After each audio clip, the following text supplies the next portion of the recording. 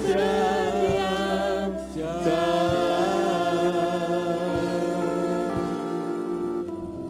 Haleluya. Engkaulah Yeshua HaMashiach, Tuhan dan Juru Selamat kami. Pada saat ini kami mengucapkan syukur, kami berterima kasih kepadamu, karena Engkau telah menjaga, memelihara, melindungi kehidupan kami dari hari lepas hari. Sehingga pada saat ini kami dapat datang bersama-sama untuk memuji dan meninggikan nama-Mu. Sekarang ya Tuhan, waktunya untuk kami belajar firman Tuhan. Urapi hamba-Mu dan urapi setiap kami yang mendengar firman-Mu dengan urapan yang sama, supaya firman yang ditaburkan dapat kami pahami dan kami mengerti di dalam kehidupan kami, sebagaimana Engkau memberikan pemahaman dan pengertian kepada hamba-Mu. Dan jika ada kuasa penguasa roh jahat di udara yang berusaha untuk merebut kebenaran firman, kami tolak, kami patahkan di dalam nama Yeshua HaMashiach. Pergi ke keluar, tinggalkan tempat ini. Tinggalkan setiap hati dan pikiran kami. Karena hati dan pikiran kami hanya kami tujukan bagi kebenaran firman saja. Tegur kami dan ajar kami, supaya kami bukan hanya mendengar firman-Mu saja, melainkan juga melakukannya di dalam hidup kami. Demi nama Adonai Yeshua HaMashiach, Tuhan dan Juru Selamat kami sudah berdoa dan mengucap syukur. Haleluya. Semua yang percaya katakan amin. Shalom Aleichem. Puji Bapak Ibu Saudara sekalian, pada saat ini sesuai dengan flyer yang sudah saudara terima, maka firman pada saat ini saya beri judul Hidup Bagi Elohim, atau hidup bagi Tuhan. Bagaimanakah hidup bagi Tuhan itu? Apakah saudara termasuk orang yang hidup bagi Tuhan seperti firman yang nanti saya akan bawakan? Kita akan pelajari bersama-sama. Mari kita membuka di dalam kitab Filipi pasal 1 ayat 21 sampai 22. Filipi 1 ayat 21 sampai 22. Nanti saya akan tanya kepada saudara, tolong perhatikan dengan baik. Sebab bagiku hidup itu HaMashiach dan mati keuntungan.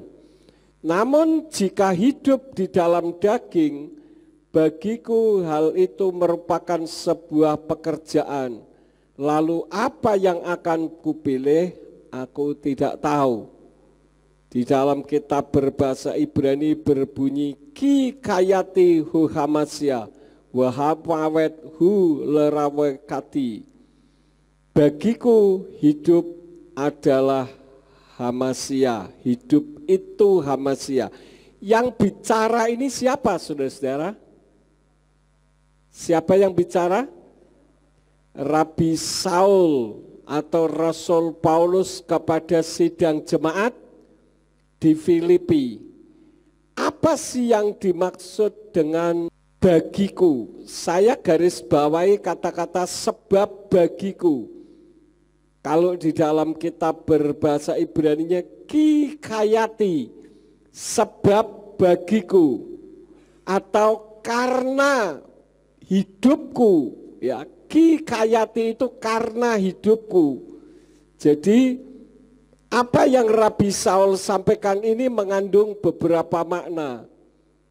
Karena bagi hidupku atau karena hidupku.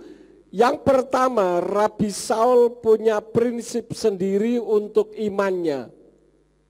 Tapi iman yang tidak menyimpang dari firman Tuhan. Karena hidupku, bukan karena hidupnya atau karena hidup olehnya, tidak, tetapi karena hidupku. Jadi dia mengacu kepada dirinya sendiri, tidak mengacu kepada orang lain. Hidupnya tidak diatur oleh dirinya sendiri, tetapi diatur oleh firman Tuhan. Jadi bukan prinsip yang membabi buta. Pokoknya mau saya begini, mau benar, mau salah. Kalau dari dulu saya sudah ibadah di sini, maka sampai kapanpun saya ibadah di sini. Apalagi dulu saya menikah di sini, saya dinikahkan di sini, maka saya harus ibadah di sini. Itu artinya bukan kikayati, saudara-saudara. Karena kikayati itu karena hidupku, artinya seluruh eksistensi keberadaan kehidupannya, itu bukan disebabkan karena prinsip yang membabi buta. Hidupnya tidak diatur oleh dirinya sendiri atau oleh orang lain, termasuk oleh agama, tetapi diatur oleh firman Tuhan. Kekristenan itu bukan agama. Agama itu dari kata a dan gama. A itu artinya tidak, gama itu kacau. Manusia beragama tujuannya supaya hidupnya tidak kacau. Tetapi kenyataannya justru dengan adanya agama, manusia jadi fanatisme terhadap agama, maka terjadi kekacauan di dalam hidup ini. Memaksakan kehendak.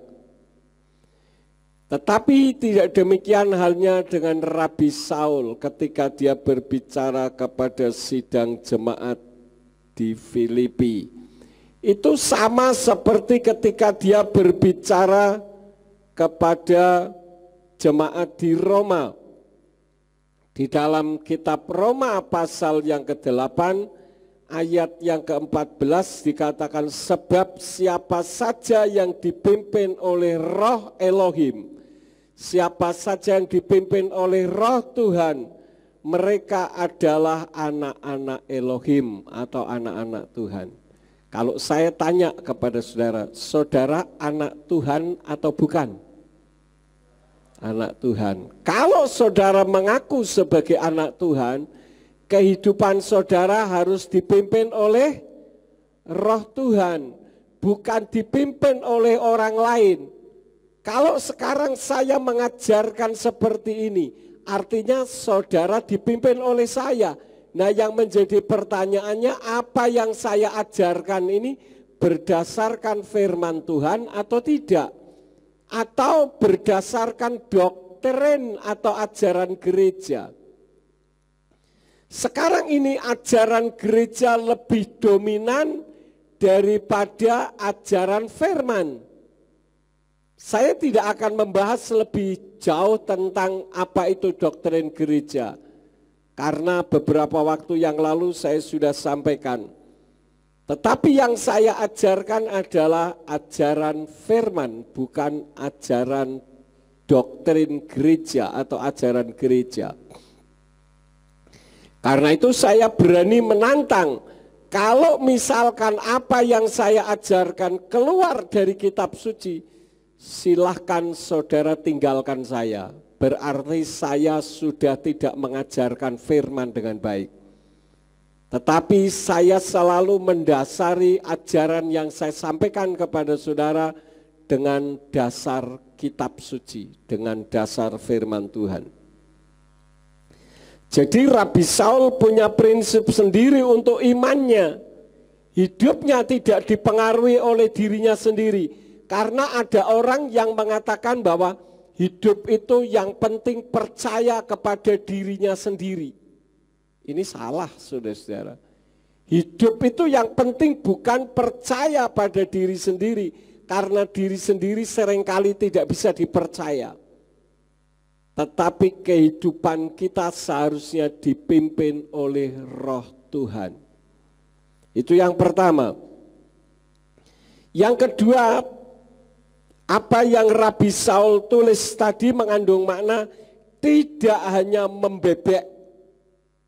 Kalau istilah di tanah Jawa ini rubuh-rubuh gedang, ikut-ikutan orang lain yang sedang ramai.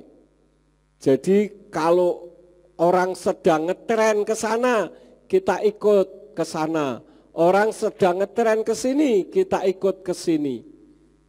Jadi terbawa arus. Ikan yang terbawa arus itu ikan mau mati atau ikan mati. Tapi tidak demikian halnya dengan ikan salmon. Kalau saudara nonton di YouTube, ikan salmon itu berenang ke hulu untuk menentang arus agar bisa bertelur. Memang bahaya banyak dilewati, tetapi demi kelangsungan generasi berikutnya, bahkan mereka seringkali bermigrasi ribuan kilometer hanya untuk bertelur, saudara-saudara. Kehidupan Rabi Saul sebelum bertobat, sebagaimana kita ketahui, dia adalah sebagai penganiaya jemaat. Artinya dia adalah orang yang paling benci dengan kekristenan. Dan hal itu ditulis di dalam Kisah Rasul pasal yang ke-22 ayat 3 sampai ayat yang ke-4 dari Indonesian Literal Translation berbunyi, "Aku sesungguhnya adalah seorang Yahudi yang dilahirkan di Tarsus, Kilikia, tetapi dibesarkan di kota ini di bawah kaki Gamaliel." Maksudnya di bawah didikan seorang ahli Torah yang bernama Gamaliel, yang dididik sesuai dengan ketepatan Torah para leluhur untuk menjadi seorang yang giat bagi Elohim. Sama adanya seperti kamu semua pada hari ini yang telah menganiaya jalan ini sampai pada kematian dengan melengkapi dan menjebloskan baik pria maupun wanita ke dalam penjara. Ini adalah pengakuannya sendiri. Dia dalam perjalanan untuk minta surat kuasa supaya kalau dia menganiaya orang Kristen, dia membunuh, dia tidak mendapatkan hukuman. Ini Rabi Saul.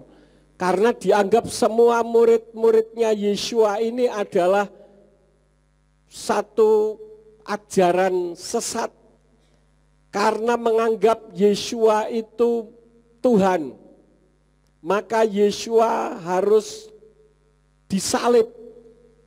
Artinya Yeshua dianggap menghujat Bapa Yahweh, sehingga dia harus dihukum mati. Nah, Rabi Saul, saudara-saudara, beriman kepada Yeshua HaMashiach setelah dia berjumpa secara pribadi dengan Yeshua. Maka motivasinya tidak untuk hidup nyaman, kehormatan, kemudahan memperoleh uang, tetapi justru sebaliknya. Kita melihat bagaimana awal pertobatannya dia. Ingat, tadi saya katakan bahwa Rabi Saul adalah orang yang suka menganiaya jemaat. Tetapi ketika dia berjumpa secara pribadi dengan Yeshua HaMashiach, kita melihat di dalam Kisah Rasul 9 ayat 23 sampai 26 dari Indonesian Literal Translation dikatakan demikian. Dan ketika telah digenapi beberapa hari, orang-orang Yahudi berikhtiar bersama untuk membunuhnya. Jadi dia dulu mau membunuh orang Kristen, setelah dia jadi Kristen justru dia mau dibunuh. Akan tetapi persekongkolan mereka itu diketahui oleh Saulus. Mereka juga menjaga dengan ketat pintu-pintu gerbang, baik siang maupun malam, supaya mereka dapat membunuhnya. Maka untuk membawanya, murid-murid menurunkannya pada malam hari melalui tembok dengan mengereknya di dalam sebuah keranjang. Dan setibanya di Yerusalem, Saulus mencoba bergabung dengan para murid, tetapi semuanya takut akan dia karena tidak percaya bahwa dia adalah seorang murid. Murid-murid Yeshua sendiri tidak percaya kalau Rabi Saul itu menjadi murid Yeshua. Dianggapnya sedang menyamar, saudara-saudara. Maklum dia dulu adalah orang yang punya kuasa, punya otoritas. Dan dia ditakuti. Dia adalah anggota Sanhedrin. Kalau sekarang kira-kira semacam majelis ulama, kira-kira begitu ya. Jadi orang yang punya kuasa yang besar, ditakuti sehingga dia mau menganiaya pun tidak ada yang berani. Maka untuk legalitas hukum dia minta surat kuasa supaya kalau dia membunuh, menganiaya tidak kena hukuman. Tetapi Tuhan mengasihi dia. Ada orang yang berkata begini, Pak, dosa saya ini besar sekali. Saya merasa hidup saya ini penuh dengan dosa. Apakah saya layak untuk datang kepada Tuhan? Saya ingatkan, justru Tuhan mencari orang-orang seperti saudara. Tuhan membenci dosa, tetapi Tuhan mencintai orang-orang berdosa. Supaya orang berdosa menjadi tidak berdosa, maka Yeshua rela mati tergantung di atas kayu salib. Jadi awal ketika beberapa hari dia menerima Yeshua HaMashiach sebagai Tuhan dan Juru Selamat, dia justru mau dibunuh. Sampai-sampai untuk keluar pun dia harus dikerek menggunakan keranjang. Karena pintu gerbang semua sudah diblok, sudah dikepung untuk supaya membunuh Rabi Saul. Jadi dulunya dia akan membunuh, setelah dia percaya dia justru mau dibunuh. Itu awal, saudara-saudara. Sekarang setelah jadi rasul, kita membuka di dalam 2 Korintus 11 ayat 22 sampai 28. 2 Korintus 11 ayat 22 sampai 28. Saya akan baca dari Indonesian Literal Translation yang demikian bunyinya. Apakah mereka orang Ibrani? Aku juga. Apakah mereka orang Israel? Aku juga. Apakah mereka keturunan Abraham? Aku juga. Apakah mereka pelayan HaMashiach? Aku berbicara seperti di luar diriku.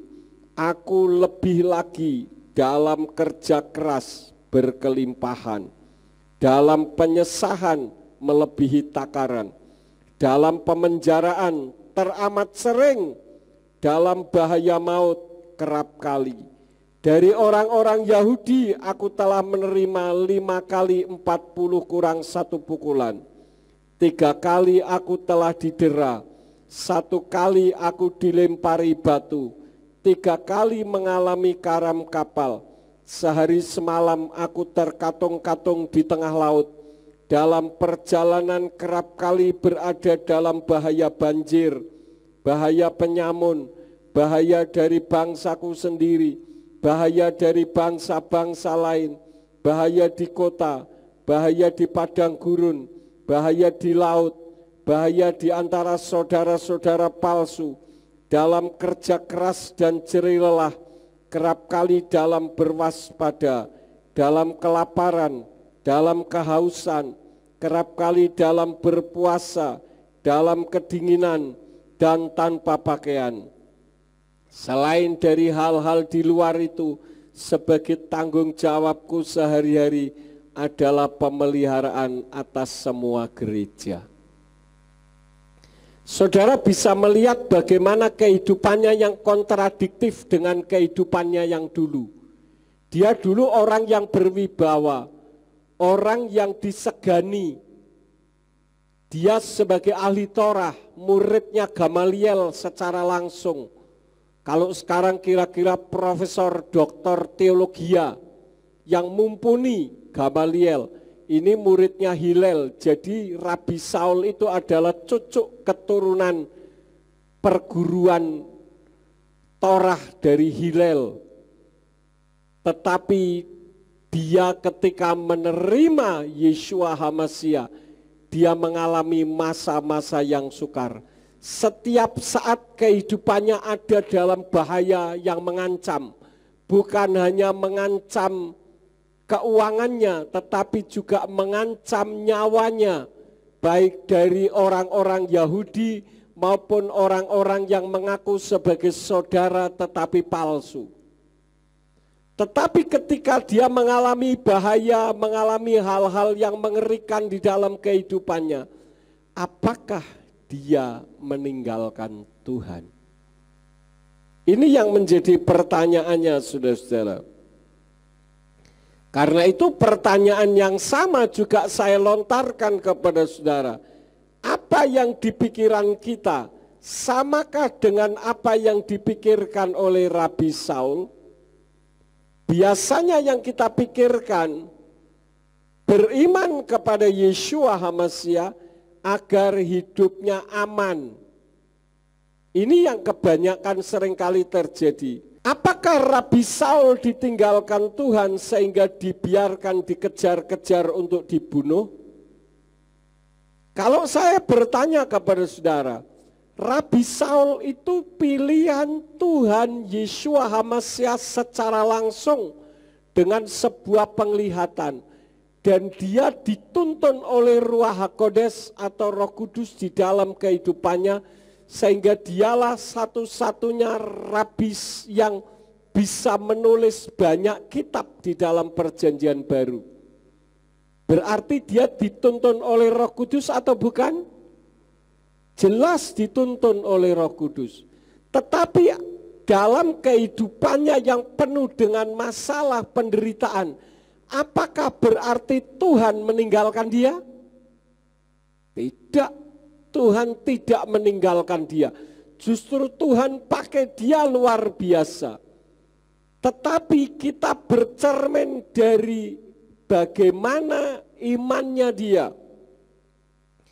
Di dalam Ibrani 11 ayat yang ke-39 sampai 40. Khusus Ibrani pasal 11 itu membicarakan tentang iman, tentang pahlawan-pahlawan iman.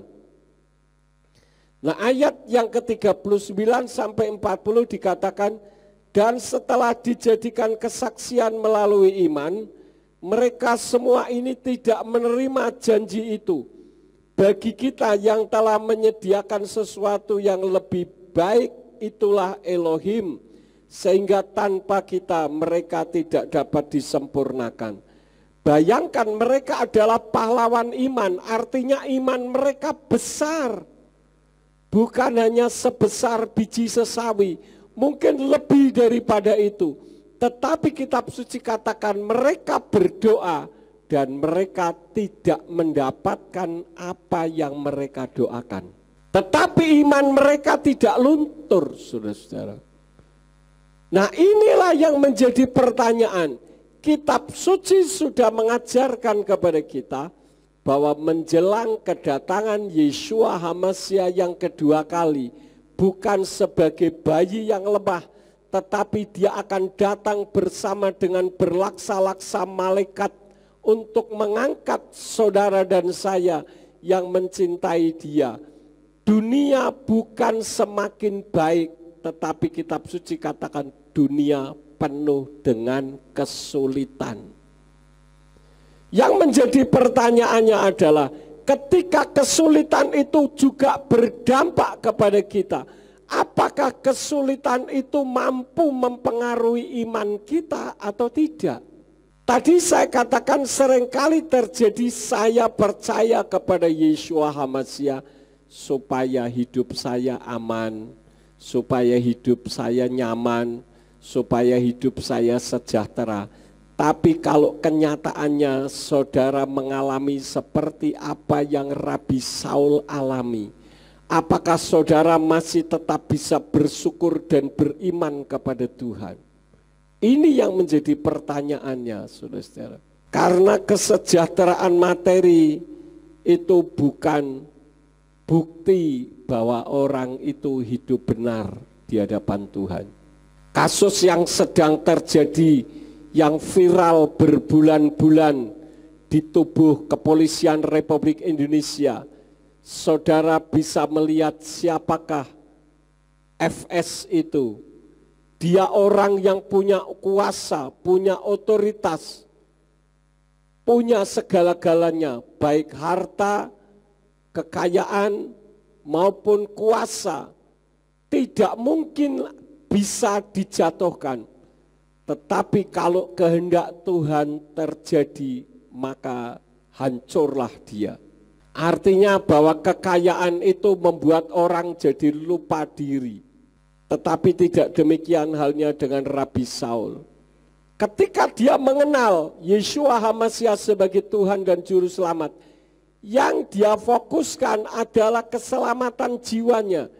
Dia tidak terlalu mementingkan kehidupan di dalam dunia ini yang bertumpu kepada materi.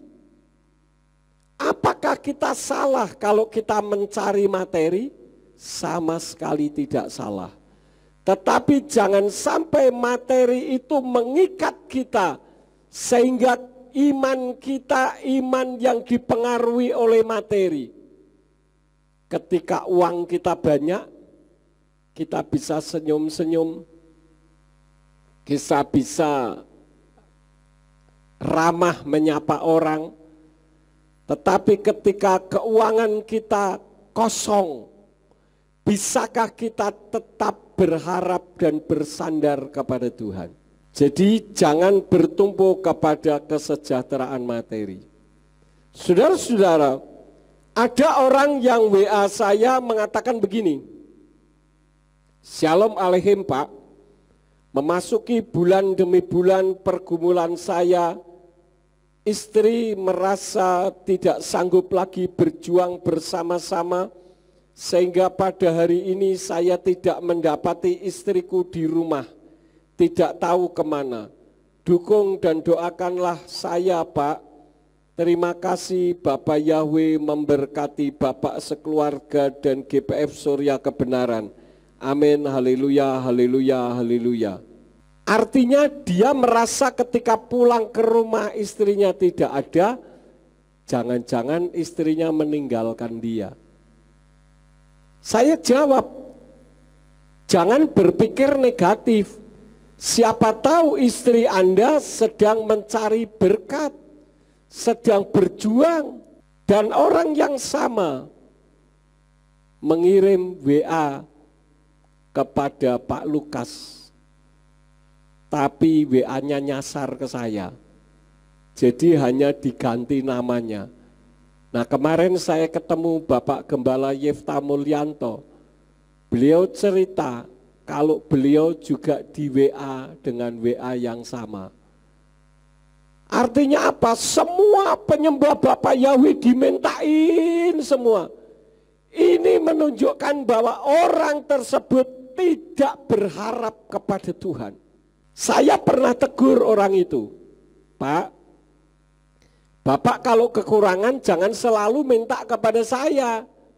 Saya juga sama-sama hidup di dalam pergumulan. Sekali dua kali saya beri, lama-lama jadi seperti ATM. Pokoknya kalau mengalami kekurangan lari ke Pak Yakub. Memangnya saya bank? Kalau Bang Yakub iya. Saya tidak mau menjadi Tuhannya orang tersebut.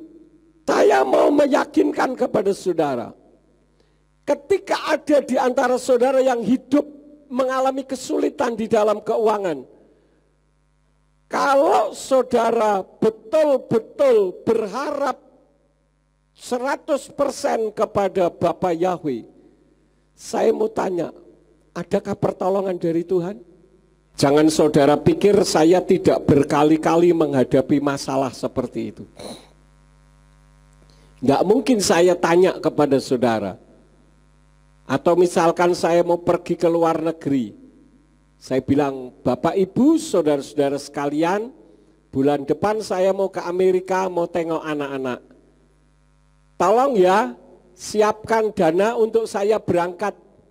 Pantang bagi saya untuk berkata seperti itu, saudara-saudara. Atau saya pergi pelayanan keluar kota atau keluar pulau. Kemudian saya menghimbau untuk jemaat menghimpun dana.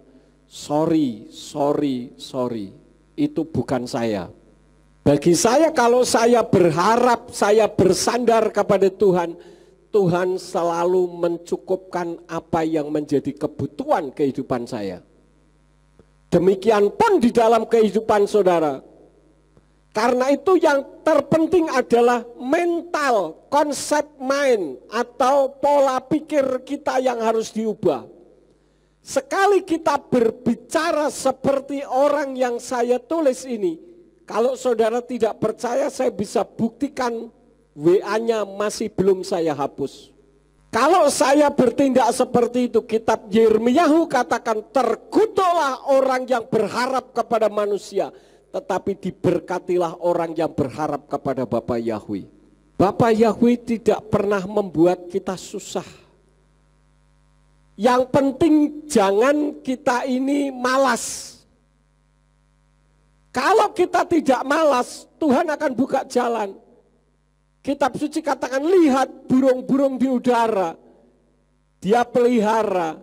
Kitab suci tidak mengatakan lihat burung-burung di sangkar, tidak. Ketika Yeshua memanggil murid-muridnya, Yeshua memanggil murid-muridnya ketika mereka sedang memperbaiki jala, tidak mereka sedang tidur-tiduran. Yang penting itu. Artinya apa? Saya punya usaha. Usaha saya ketika saya berusaha dengan sungguh-sungguh. Tetapi ketika saya waktunya beribadah, saya tinggalkan semuanya. Kita ini perlu banyak belajar dari saudara-saudara kita umat Islam. Dulu saya punya pegawai di toko, ya. Pegawai toko, saudara. Tapi ketika suara speaker sudah mulai berbunyi, pegawai saya ini tidak mau tahu. Tinggalkan semuanya, dia pergi ke masjid. Betul, saudara-saudara. Tanya Bu Yakub. Enggak peduli toko rame kayak atau tidak kayak, pokoknya tinggal saja. Bagaimana dengan kita? Saya sudah membuktikan berkali-kali, saudara-saudara, bagaimana Tuhan menjaga, memelihara di dalam kehidupan saya.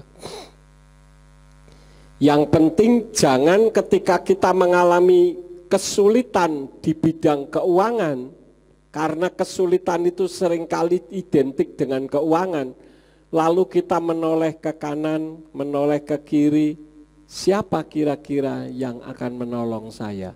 Kenapa kita tidak pernah menoleh ke atas dan kita tundukkan kepala untuk berdoa? Bukankah pertolongan itu datangnya dari Tuhan? Bayangkan Mose ketika dia membawa bangsa Israel keluar dari Mitsraim atau Mesir menuju ke tanah perjanjian. Di depannya laut, di samping kanan kiri padang gurun yang tidak mungkin bisa dilalui, karena kalau ke kanan atau ke kiri pasti akan dijangkau oleh Farao atau Firaun. Satu-satunya jalan adalah laut, tapi apakah laut itu bisa menjadi jalan? Bukankah Tuhan melakukan mukjizat melalui tongkat Mose? Dengan dia mengangkat tongkatnya, maka laut yang bukan jalan bisa menjadi jalan dan menyelamatkannya. Tuhan mampu menyelamatkan keuangan saudara. Tuhan mampu menyelamatkan kesulitan saudara kalau kita bersandar dan berharap kepada Tuhan. Syaratnya adalah satu, bersehati. Kitab suci katakan 2-3 orang berkumpul dalam namaku, apa saja yang diminta akan dikabulkan. Artinya adanya kesehatian.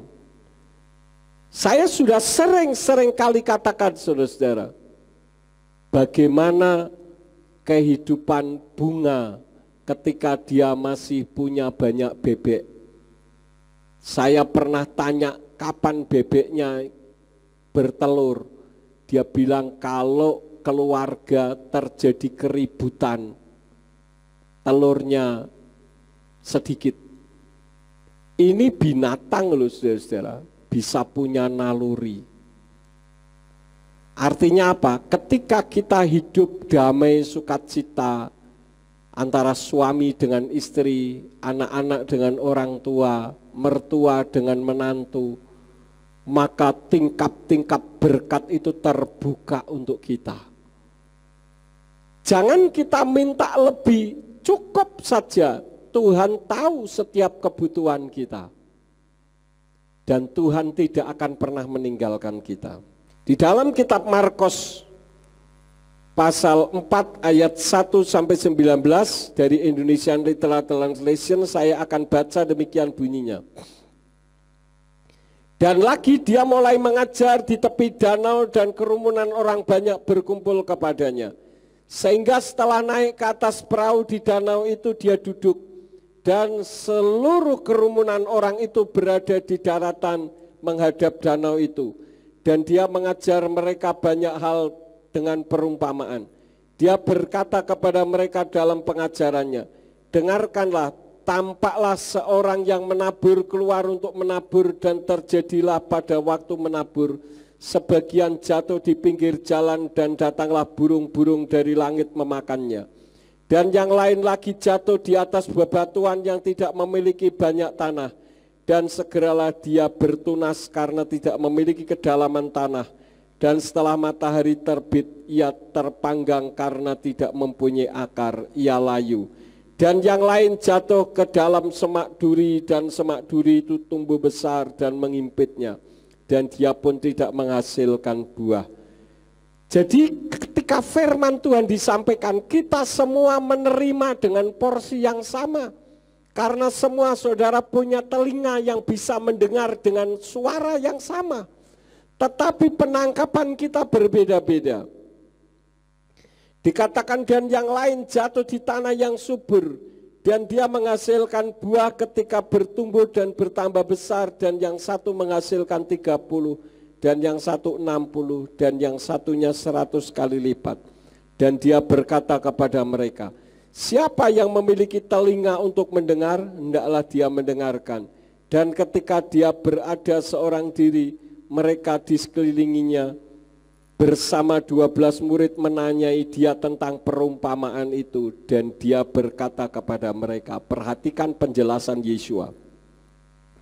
Kepadamu telah dikaruniakan untuk mengetahui rahasia kerajaan Elohim. Tetapi kepada mereka yang di luar, segalanya berada dalam perumpamaan, supaya ketika melihat mereka tidak dapat melihat, mereka dapat melihat tetapi tidak dapat memahami, dan ketika mendengarkan mereka dapat mendengarkan tetapi tidak dapat mengerti, agar jangan mereka berbalik dan mereka kepada mereka dosa-dosa diampunkan. Dan dia berkata mereka, tidakkah kamu mengetahui perumpamaan ini? Dan bagaimana kamu akan mengerti semua perumpamaan ini? Orang yang menabur itu dia menaburkan firman. Seperti pagi ini saya sampaikan firman kepada saudara. Tempat firman itu ditaburkan dan ketika mereka mendengar, setan segera datang dan mengambil firman yang telah ditaburkan di dalam hati mereka. Jadi ketika saya menyampaikan firman, jangan saudara pikir tidak ada setan di tengah-tengah kita. Setan berusaha untuk memalingkan alam pikiran kita dari kebenaran firman. Kalau orang katakan gereja kok ada setan, orang ini tidak ngerti.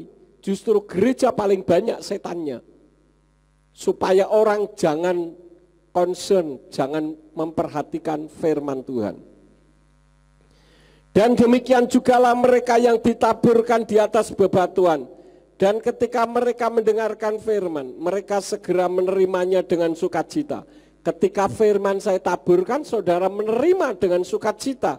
Tetapi mereka tidak mempunyai akar dalam dirinya, melainkan hanya sementara. Kenapa? Karena tumpuannya salah. tumpuannya adalah tumpuan materi.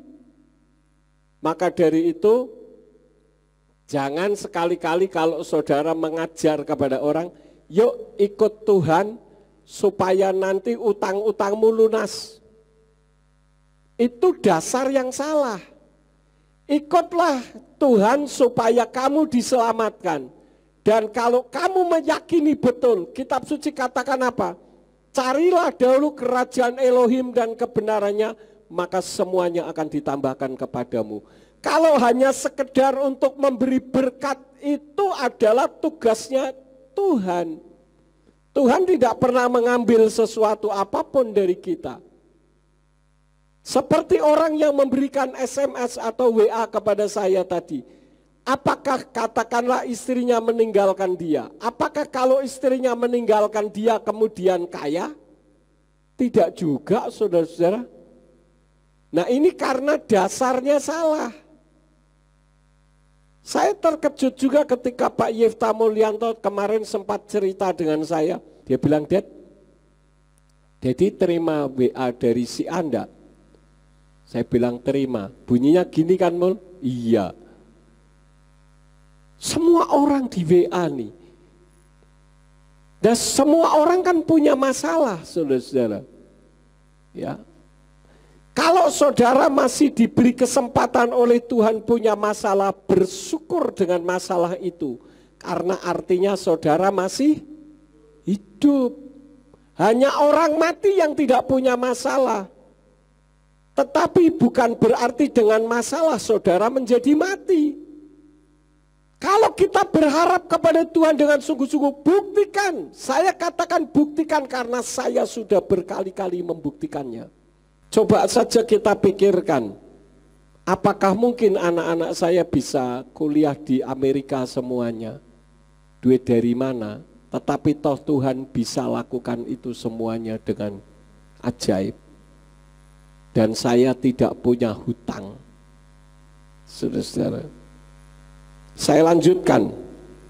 Lalu ketika terjadi kesukaran atau penganiayaan karena firman itu, mereka dengan segera tersandung. Dan inilah mereka yang ditaburkan di semak duri, yaitu mereka yang mendengarkan firman, lalu kekhawatiran zaman dan tipu daya kekayaan. Perhatikan, kekhawatiran zaman itu sekarang ini membuat kehidupan kita seringkali khawatir. Yang pertama. Yang kedua, tipu daya kekayaan. Kekayaan itu hanya tipu daya menurut firman Tuhan. Bukan berarti tidak boleh kaya, sama sekali tidak. Tetapi kitab Amsal katakan apa? Jangan kita mengejar kekayaan. Urungkanlah niatmu itu. Karena kalau kita mengejar kekayaan, kita akan kecewa, saudara. Tetapi kalau kita mengejar kebenaran, kekayaan yang akan cari kita. Kekayaan yang akan cari kita. Jadi jangan sampai kekhawatiran zaman dan tipu daya kekayaan itu masuk berkenaan dengan hal-hal lainnya. Menghimpit firman, maka dia menjadi tidak berbuah. Artinya apa? Pondasinya runtuh. Hidup bagi Elohim itu tidak bertumpu kepada hal-hal materi, tetapi kepada kebahagiaan dan kesejahteraan kehidupan yang bisa dinikmati, yang tidak semata-mata karena pengaruh materi. Hidup bagi orang yang hidupnya bagi Elohim, itu tidak hanya sekedar beragama. Saya seringkali katakan kekristenan itu bukan agama. Kekristenan itu adalah keselamatan yang Tuhan lakukan bagi saudara dan saya. Orang yang hidup bagi Elohim adalah orang yang bukan hanya sekedar beragama, tetapi orang yang tahu makna kehidupan yang kekal. Di dalam kehidupannya dia lebih nyaman kalau dia tinggal di rumah Elohim. Di dalam Mazmur Bani Korah pasal 84 ayat 10 sampai 11, Indonesian Literal Translation dikatakan, Sebab 1 hari di pelataranmu adalah lebih baik daripada 1000 hari. Aku memilih berjaga-jaga di ambang pintu bait Elohimku daripada tinggal di kemah-kemah orang fasik. Sebab Yahweh Elohim adalah matahari dan perisai. Yahweh akan memberikan anugerah dan kemuliaan. Dia tidak akan menahan kebaikan bagi orang yang berjalan dalam ketulusan. Saya dulu terkagum oleh almarhum Pak Doni. Beliau kalau siang datang ke gereja, saya pernah tanya, Pak, apa yang Bapak lakukan di gereja?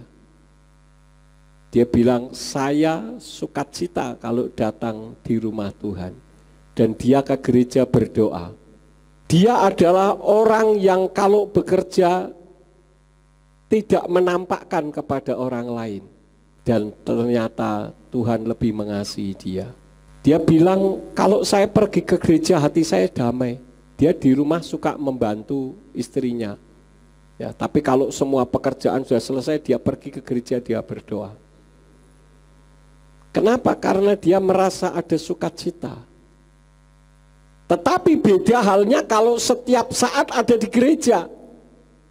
Ini bisa saja orang malas, tidak mau melakukan aktivitas. Pengecualian kalau di gereja memang melakukan aktivitas. Jadi bisa dipahami ya saudara-saudara ya. Jadi orang yang hidup bagi Elohim itu seperti ini saudara-saudara. Kalau waktunya bekerja, bekerja dengan sungguh-sungguh. Tetapi ketika waktunya ibadah, mereka tinggalkan semuanya itu untuk beribadah.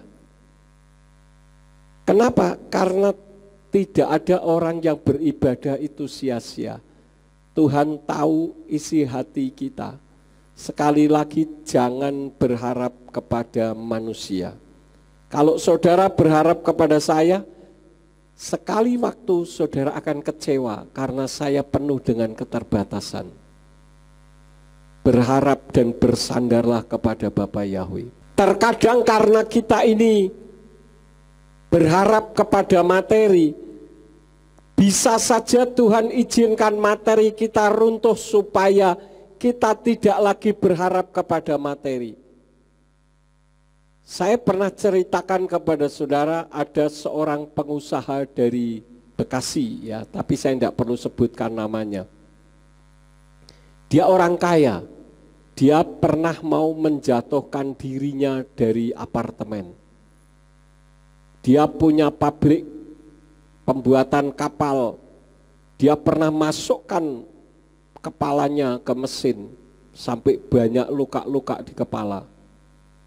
Apakah dia kekurangan uang? Tidak, dia orang kaya raya, saudara-saudara. Tetapi dalam situasi yang tertentu, dia merasa kekayaan tidak membawa kebahagiaan di dalam hidupnya. Saya pernah menerapi orang itu bersama dengan Simeon di tempat ini. Dan saya pernah tunjukkan kepada Alek kalau tidak salah ya, saya pernah tunjukkan, Pak, sekarang saya sudah sehat, saya sudah kembali beraktivitas seperti sedia kala, saya sudah pulih kembali. Saya ikut bersukacita, saudara-saudara. Artinya bahwa uang itu bukan segala-galanya. Jadikanlah segala sesuatu yang segala-galanya di dalam kita adalah kebahagiaan ketika kita dekat dengan Tuhan, saudara-saudara. Karena ketika kita dekat dengan Tuhan, hati kita damai. Orang Jawa katakan enggak kemperungsung, nyaman, bisa dinikmati. Usianya 62 tahun seperti usia 26 tahun. Jangan usianya 26 tahun tuwek kayak 62 tahun. Karena beban himpitan hidup yang mengerikan. Saya ini mengamati saudara, orang yang wajahnya lebih tua dari umurnya, itu biasanya karena himpitan hidup ekonomi yang menjadikan patokan kehidupannya. Tetapi kalau saudara hidupnya tentram, tenang, damai, sejahtera, dari wajah saudara memancar cahaya kemuliaan Tuhan. Dan percayalah bahwa Tuhan selalu menjaga, memelihara kehidupan kita. Jadi jangan bertumpu kepada materi. Jadi saat usaha dengan sungguh-sungguh, tetapi saat waktu ibadah tinggalkan semuanya. Yang punya anak-anak, apa yang dilakukan? Dia melakukan Torah di dalam Ulangan 6 ayat yang ke-7. Haruslah engkau menanamkannya kepada anak-anakmu dan membicarakannya ketika engkau duduk di rumahmu, ketika engkau sedang berjalan di jalan, ketika engkau berbaring dan ketika engkau bangun. Dulu saya waktu masih kecil mau tidur diceritain kancil nyolong timun, maling kondang, terus apa lagi? Macam-macam cerita legenda rakyat. Pernahkah ketika anak saudara mau tidur, itu gelombangnya gelombang alam bawah sadar, saudara ceritakan kisah-kisah firman Tuhan itu sangat meresap di dalam hati anak-anak. Dan ketika saudara melakukan itu, saudara tidak akan kecewa dengan anak-anak saudara. Tetapi kalau saudara membiarkan anak saudara tidak diisi dengan firman, cepat atau lambat saudara akan kecewa. Karena itu saya bersyukur, saya berterima kasih kepada Bapak Yahweh. Karena saya punya anak-anak sebagai anak pendeta hidup di dalam kebenaran. Berapa banyak anak pendeta hidupnya merosal, bapaknya naik turun sorga, anaknya keluar masuk penjara. Banyak kejadian ini saudara-saudara. Dan itu pendeta-pendeta top, pendeta-pendeta terkenal. Karena itu ketika sejak kecil diajar firman, Simeon sama Dina ini sejak kanak-kanak sudah saya ajak pelayanan. Dulu kalau saya melayani ke Semarang, saya berangkat jam 4 pagi, naik mobil, saya bawa kasur di belakang itu, tempat duduknya saya copot satu, saya taruh kasur, anak-anak tidur bergelimpangan 2 orang di belakang, saya mengendarai kendaraan. Artinya sejak kecil saya sudah perkenalkan kepada kebenaran firman. Dan hasilnya mereka diberkati. Mereka tidak mengecewakan orang tua. Karena itu jangan saudara anggap, wah anak kecil aja kok, biarin aja. Bawa mereka kepada pelajaran anak-anak sekolah minggu. Sekali waktu kelak anak saudara akan membanggakan kehidupan saudara sebagai orang tuanya. Tetapi kalau saudara membiarkan anak-anak tidak dididik di jalan Tuhan, dunia yang akan mendidik mereka. Dunia internet itu sekarang sudah merajalela luar biasa. Kalau saudara tidak mengajar anak-anak saudara di jalan Tuhan, internet yang mengajar. Dan ajaran dari internet itu tidak baik. Kalau bukan firman Tuhan. Karena itu mari kita belajar hidup bagi Elohim, hidup bagi Tuhan tetapi seperti Rabi Saul. Artinya apa? Tidak bertumpu kepada masalah materi. Lalu apakah saya tidak boleh berpikir soal materi? Harus. Tetapi bukan itu yang menjadi tujuan utama. Serahkan sepenuhnya kepada Bapa Yahweh dan buktikan firman-Nya. Bahwa dia menjaga, memelihara, memberikan kebutuhan setiap kita sesuai dengan porsi masing-masing. Kalau saudara meyakini itu, jadilah menurut imanmu. Tetapi kalau kita bertumpu kepada materi, pasti akan terus kekurangan. Saya melihat satu realitas orang-orang yang serakah, itu kebanyakan justru orang yang duitnya banyak. Walaupun tidak semua orang yang duitnya banyak itu serakah. Untuk apa semua yang didapat kalau tiba-tiba dia mati? orang lain juga yang menikmatinya. Karena itu ketika Tuhan karuniakan berkat, nikmati berkat itu untuk kemuliaan Tuhan. Ada orang-orang tertentu yang setia mengasihi Tuhan. Ya, contohnya yang nyata, Pak Peter Purnomo dari Semarang pagi-pagi buta sudah datang ke tempat ini. Bu Rachel, ini tempatnya sulit saudara-saudara, harus naik angkot balik-balik beberapa kali. Tetapi sudah datang lebih dulu. Nah, apa yang bisa kita contoh dari orang-orang sekitar kita? Contohlah dia. Tetapi bagi hal-hal yang tidak bisa dijadikan contoh, jangan kita contoh. Saya yakin kalau kita hidup bagi Elohim, maka Elohim yang hidup di dalam kita akan memberikan kehidupan bagi kita. Percaya saudara-saudara. Jangan ragu-ragu, karena Tuhan kita itu bukan Tuhan yang mati. Tuhan kita adalah Tuhan yang hidup, Tuhan yang menjaga, memelihara, dan melindungi kita. Amin buat firman Tuhan. Mari kita bangkit berdiri bersama-sama.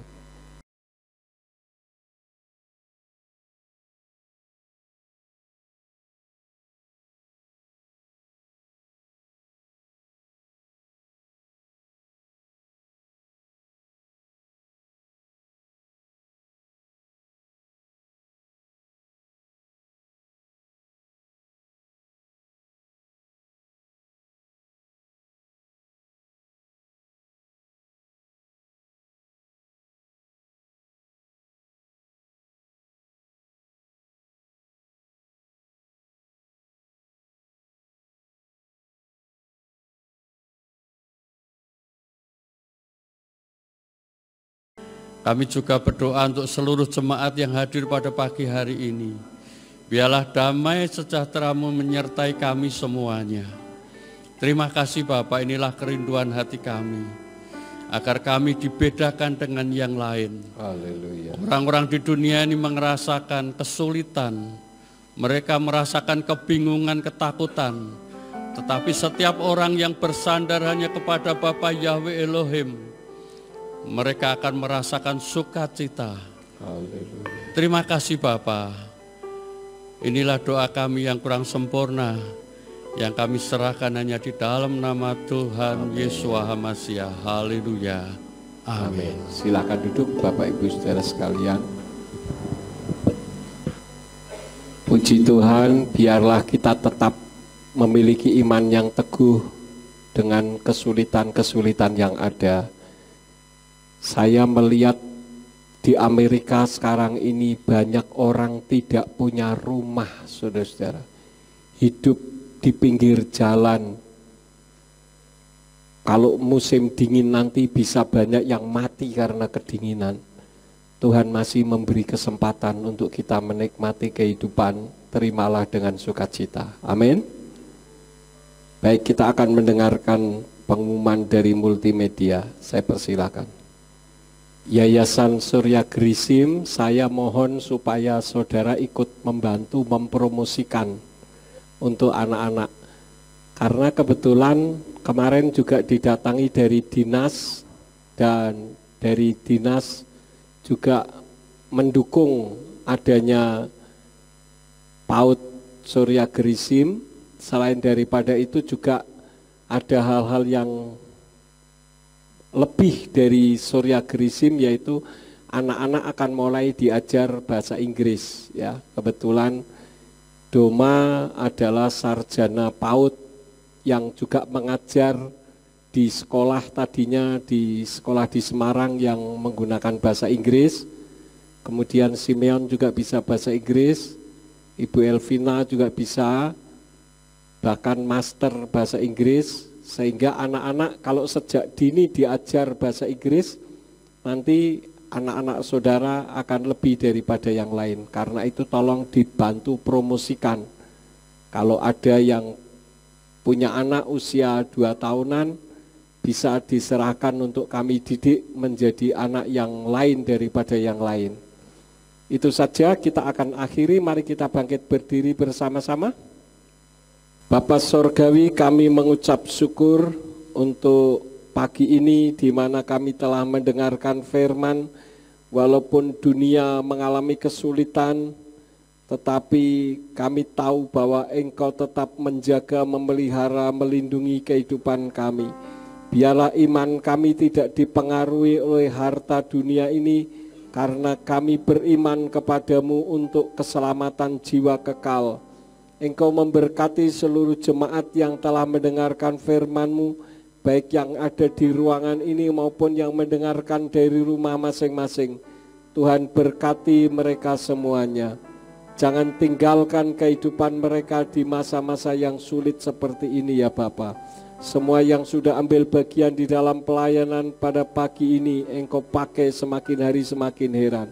Kalau sebentar kami akan pulang, kirim malaikat Tuhan untuk menjaga, melindungi kami, tibakan di rumah masing-masing dengan selamat.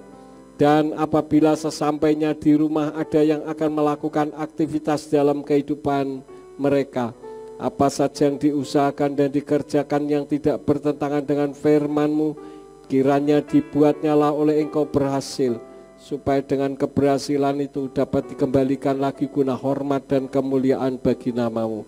Terima kasih Bapa, sekarang berkatilah kami karena kami siap menerima berkat daripada-Mu. Mari kita angkat kedua belah tangan kita untuk menerima berkat Yahweh. Yefarka Yahweh weyis mereka, Yahweh memberkati engkau dan memelihara engkau. Yaer Yahweh pana oleh kawikuneka, Yahweh menyinari engkau dengan wajahnya dan memberi engkau anugerah. Yisa Yahweh pana oleh kawiyashem leka shalom, Yahweh menghadapkan wajahnya kepadamu dan memberi engkau damai sejahtera.